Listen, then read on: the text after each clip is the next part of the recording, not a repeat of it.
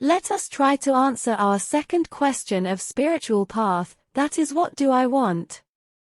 We discussed in the previous video that you are not body but you are a soul which is eternal and a part of the whole called God.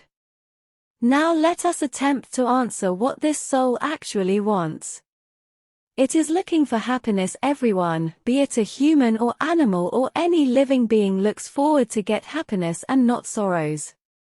The reason is that soul is part of God, which is nothing but infinite happiness forever, and as a part is always attracted towards its whole. Soul continuously searches unending happiness.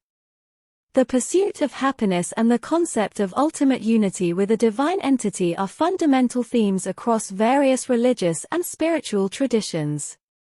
In Christianity, the pursuit of happiness is often framed within the context of finding fulfillment in God's will. Happiness is seen as a byproduct of aligning oneself with God's plan and living a righteous life.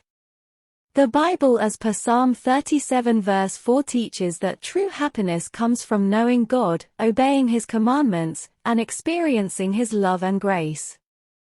Jesus Christ emphasized love, compassion, and forgiveness as pathways to happiness and inner peace. His teachings, as recorded in the New Testament, offer guidance on living a life of virtue and service, which leads to spiritual contentment.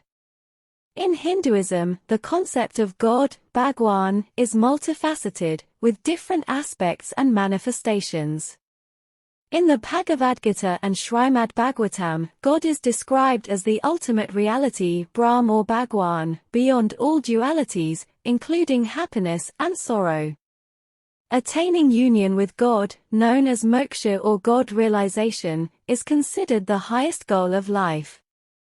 This union is achieved through various paths, including devotion, bhakti, knowledge, gyan, and selfless action, karma, leading to the realization of one's true nature as divine and experiencing eternal bliss.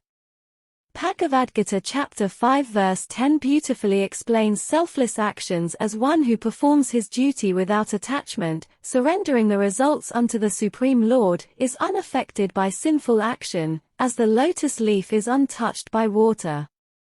Hindu scriptures teach that God is infinite happiness, and without achieving Him, the soul cannot find lasting happiness. Material pleasures are momentary and declining in nature, while divine happiness is permanent and ever-increasing. The Bhagavad Gita chapter 2 verse 59 states, "The seeker or aspirant may restrain the senses from their objects of enjoyment, but the taste for the sense objects remains. However, even this taste ceases for those who realizes the Supreme." This verse highlights the transcendence of divine happiness over fleeting material pleasures. In Judaism, happiness is regarded as an integral part of spiritual life, often linked with the concept of simcha, which means joy or gladness. According to Jewish teachings, happiness is found in fulfilling one's purpose, observing the commandments, mitzvot, and cultivating gratitude for the blessings received. The Torah emphasizes the importance of rejoicing in festivals and celebrations as expressions of gratitude to God. This joy is rooted in a deep sense of connection to the divine and a recognition of God's presence in every aspect of life. Across these traditions, the journey towards happiness is intertwined with spiritual growth, moral living, and the quest for deeper understanding of the divine. Whether through surrender to God's will, observance of commandments, or pursuit of spiritual realization, the ultimate aim is to find lasting happiness and fulfillment in union with the divine. As stated in the Bhagavad Gita chapter 2 verse 14, "The one who has control over his mind is tranquil in heat and cold, in pleasure and pain, and in honor and dishonor, and is ever steadfast with the Supreme Self." In essence, the teachings of these traditions emphasize that true happiness is not merely fleeting pleasure or material wealth but a state of being that arises from aligning one's life with spiritual principles and experiencing the presence of the divine in every moment.